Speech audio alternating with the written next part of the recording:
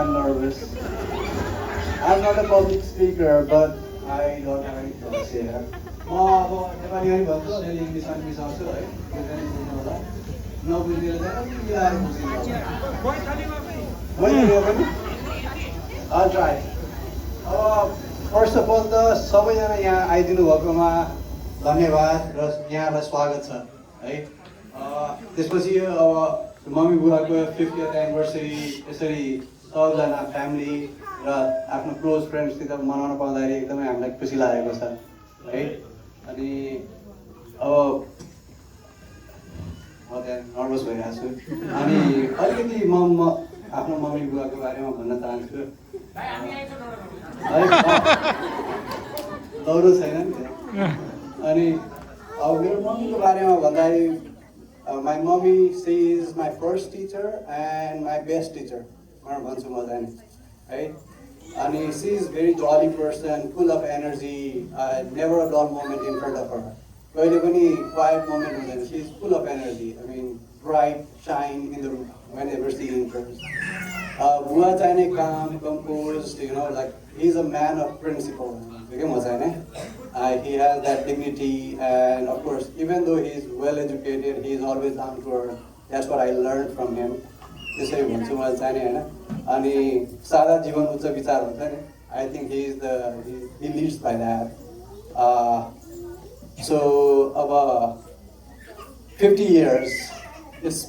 a long time. What I say is I think it's a 50 years of a wedding ceremony भनेर छ हैन तर I think it's a 50 years of togetherness भनेर भन्छु म चाहिँ so यो दौरानमा चाहिँ of course there was a lot of ups and downs but I think they fought it together whenever there was thick and thin सँगै बस्नुभयो even in the struggle phase I think they faced it with a smile on the face. They never showed it to their kids. Ani as a kid, of course, it was not easy job for my mom and my dad to raise 3 boys. So I think mom had a big role there to raise all the kids. तीनजना छोराहरूलाई त्यसमाथि अनि बुवाको चाहिँ फुल support हुन्थ्यो अनि बुवाको चाहिँ के राम्रो लाग्छ भन्दाखेरि आफ्नो बुवाको चाहिँ मम्मीलाई जहिले पनि कम्प्लिमेन्ट दिने कि त्यो चाहिँ एकदम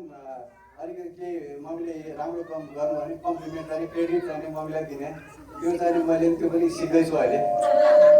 कहिले काहीँ यसो दिनुपर्छ क्रेडिट भनेर बुढीलाई यसो क्रेडिट दिइहाल्छु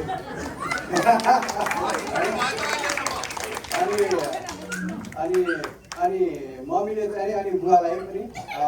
जेमा पनि सपोर्ट गर्ने के even whether it is academic career or his अनि आफ्नो कामको सिलसिलामा होस् बुवालाई के गरे नि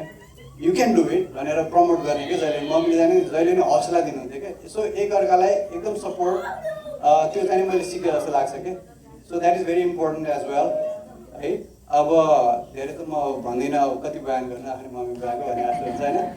अब हल्का एउटा रमाइलो पनि गर्नु पऱ्यो नि त होइन अनि के भन्नु लाग्यो भने नि अब सबै राम्रो बयान गरेर मात्र पनि भएन नि अलिकति हल्का गर्नु पऱ्यो कहानीमा ट्विस्ट दिनु पऱ्यो नि फेरि अनि के हुन्थ्यो भनेदेखि अब एउटा धेरै लामो स्पिच त दिनु भएन नि होइन ओके हामीमध्ये कतिजनालाई माइग्रेन हुन्छ आजको आउँछ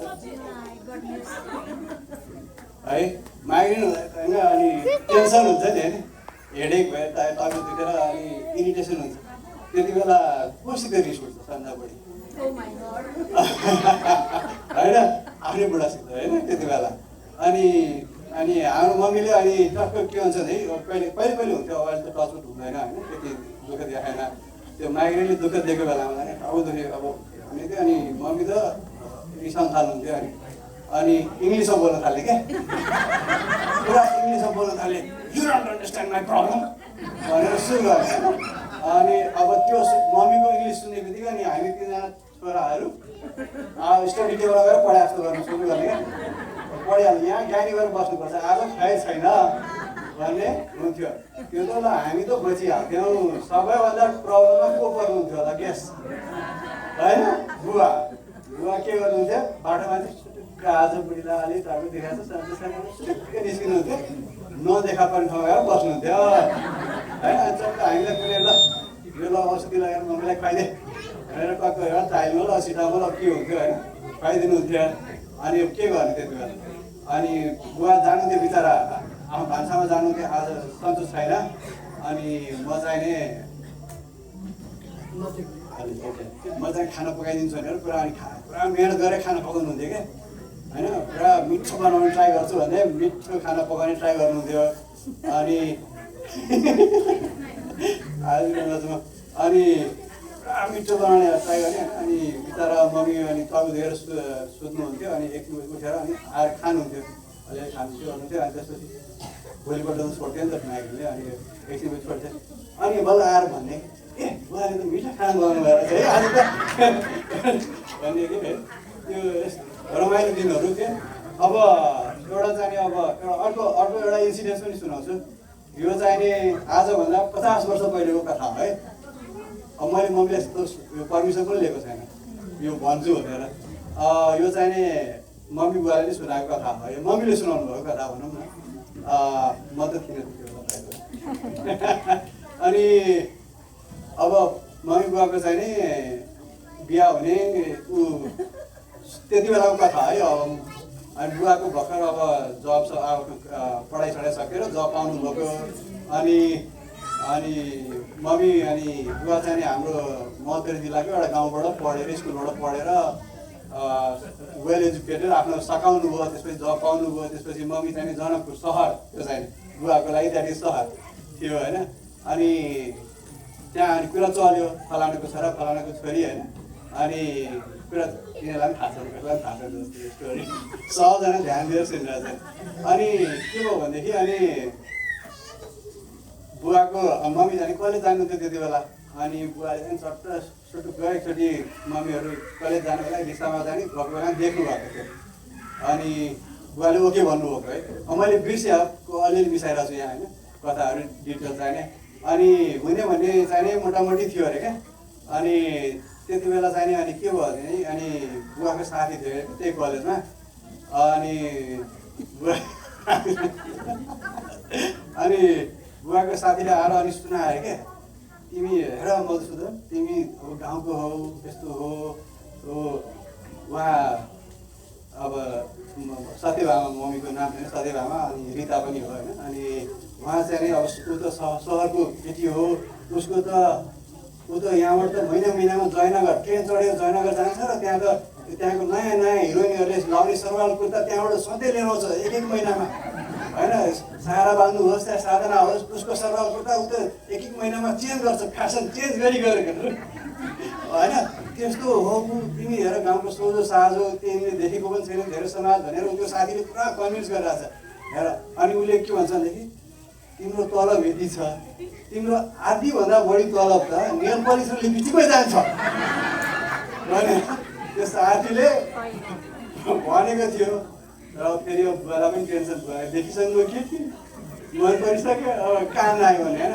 so he said yes I will take the challenge and rest is history. I mean, they've been together for 50 years. I just want to say thank you, Mom and Dad. I'm very proud of you. But it's not me. I'm representing my brothers, Prasant and Susan, right? Sudha, Shiva, and Mansa, along with the kids, right? अब अलिकति जानेमा के भन्छ भनेदेखि यो यत्रो event भइरहेको छ सबजनाले यहाँ आइदिनु भयो एकदम खुसी लाग्यो तर अल क्रेडिट है अल क्रेडिट भन्छु म चाहिँ I think it started with Sudha so let's give her a big round to Sudha है I think she is the one who initiated it right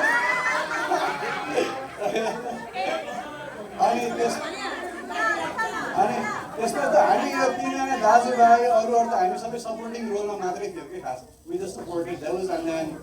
then साथीभाइहरूले नगरेको है you it would not have been successful अनि अब लास्टमा जाँदै अब धेरै म भन्दिनँ होइन अझै दाइ अल गुड है सो फार